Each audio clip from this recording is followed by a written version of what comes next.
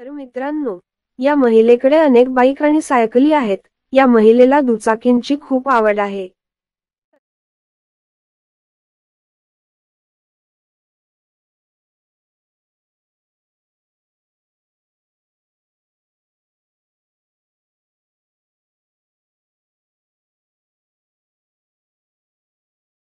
पण एके दिवशी एक वाईट घटना घडली.